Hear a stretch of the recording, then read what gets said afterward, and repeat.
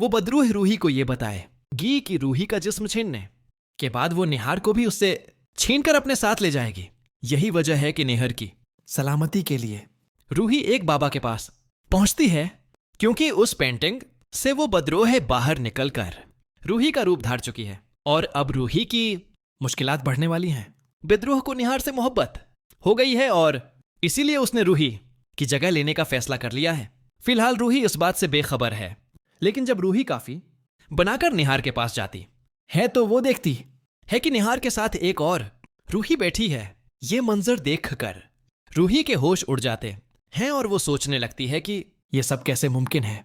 वो फौरन निहार के पास जाकर समझाने की कोशिश करती है कि वही असली रूही है, मगर निहार उसे नजरअंदाज कर देता है और रूही को समझ आ जाता है कि निहार उसे देख ही नहीं पा रहा। रूही बदरूह के पास जाकर पूछती है कि आखिर वो कौन है और क्यों उसकी जगह लेने की कोशिश कर रही है। तब बदरूह बताती है कि वो उनके पुराने घर से उस पेंटिंग के साथ आई है और अब निहार को हासिल करके अपने साथ ले जाना चाहती है। यह सुनकर रूही को शदीद सदमा पहुंचता है। वो बदरूह को डांटती है कि निहार के बारे में ऐसा सोचने की उसकी हिम्मत कैसे हुई और कहती है कि वो अभी जाकर निहार को सब कुछ बता देगी। लेकिन बदरूह हुंसते हुए कहती है कि रूही अब किसी को कुछ नहीं बता सकती, क्योंकि उसे कोई देख ही नहीं सकता। बदरूह ये भी बताती है कि उसने रूही का जिस्म और उसका सरापा छीन लिया है और अब असल रूही महज एक साया बन चुकी है। रूही भागकर घर वालों के पास जाती है, मगर कोई उसे नहीं देख पाता। यूं उसे यकीन हो जाता है कि बदरूह सच कह रही थी, मगर रूही ये अज़म कर लेती है कि वो निहार के सामने ढाल बनकर खड़ी रहेगी और उसे किसी नुकसान से बचाएगी। दूसरी तरफ निहार बदली हुई रूही को देखकर सोचता है कि शायद अब सब कुछ ठीक हो गया है, इसीलिए वो खुश है और सिर्फ उसके साथ वक्त गुजारना चाहती है।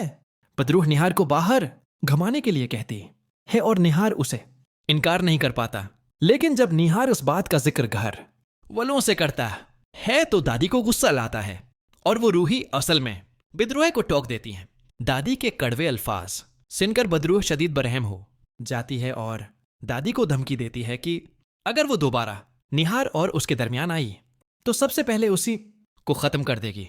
ये सब देखकर असल रूही को शक हो जाता है कि बदरूह के दिमाग में कोई खतरनाक मंसूबा है। वो उसका पीछा करने का फैसला करती है।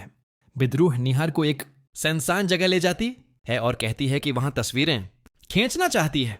रूही को फौरन अंदाजा हो जाता है कि वो निहार को ऊंचाई से धक्का देना चाहती है। रूही खुदा से निहार की हिफाजत की दुआ करती है और दुआ कबूल हो जाती है, क्योंकि उसी वक्त निहार के पास दफ्तर से फोन आ जाता है और उसे फौरन जाना पड़ता है। यूं बदरूह का मंसूबा नाकाम हो जाता है। इसके बाद रूही को निहार की फिक्र मज़ीद बढ़ जाती है, क्योंकि बदरूह कभी भी उसे नुकसान पहुंचा सकती है।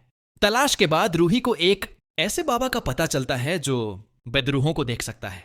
बाबा पहली ही नजर में रूही को देख लेता है।